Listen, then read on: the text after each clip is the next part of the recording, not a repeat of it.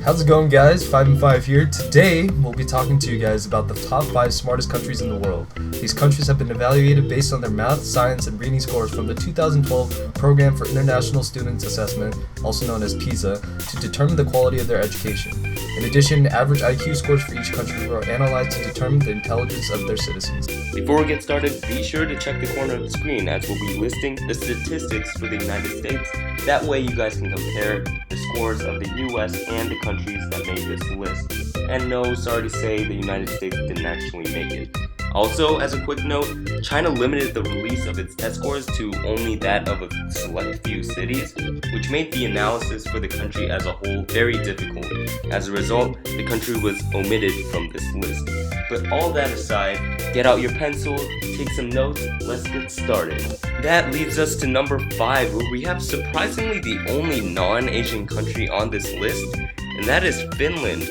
Finland has a decent average IQ of 97, but where it really excels is in its math, reading, and science scores, where it scored 519, 524, and 545 respectively. Finland is also known for its quality education system and how much this differs from that of the United States. For instance, in Finland, school starts at age 7 rather than 4 or 5. And also, there's only one mandatory standardized test, and that's tested at age 16. So all of those SATs, SAT2s, ACTs, and STAR tests you students out there might be taking, there's only one in Finland.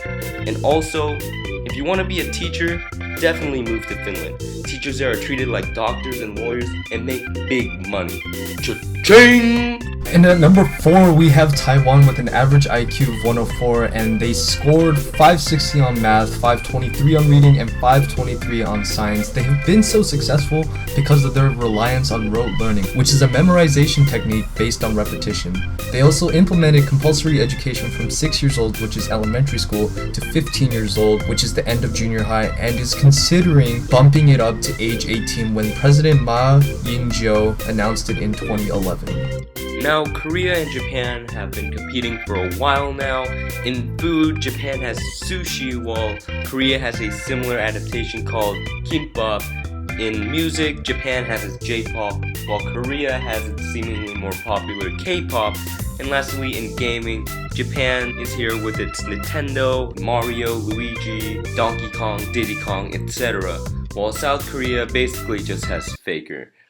But anyways, now they get to compete for another thing, and that is the top 2 spot for 5 and 5 videos top 5 smartest country list, and it ends up that they kinda tied. Yeah, South Korea has a slight edge in IQ and a larger lead in math, while Japan has leads in both reading and science. Korea specifically is notorious for their intense tutoring services, which can last all day after a student comes home from school.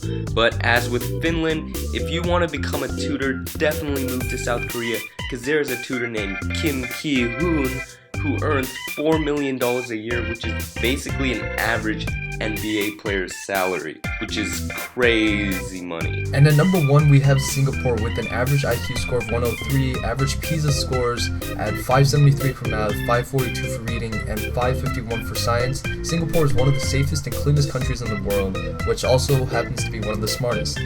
So what Singapore does to be so successful in their education is that they streamline their students, once around 10 years of age and another time at 14 years of age. This allows students of equal intelligence levels to be paired with peers on equal intelligence levels. So you get classes that have a similar intelligence level, and they work towards the same goal, they learn the same stuff, and they may be behind or ahead of other students around their age. Singaporean education is also geared towards doing really well on exams, so if there's something that's not really important and doesn't really get featured on the exams, teachers often don't teach it. So what you have is a lot of students doing well on their exams, but not necessarily knowing the full extent to what they're learning. So I guess we could say that Singapore is not Singapore in their education.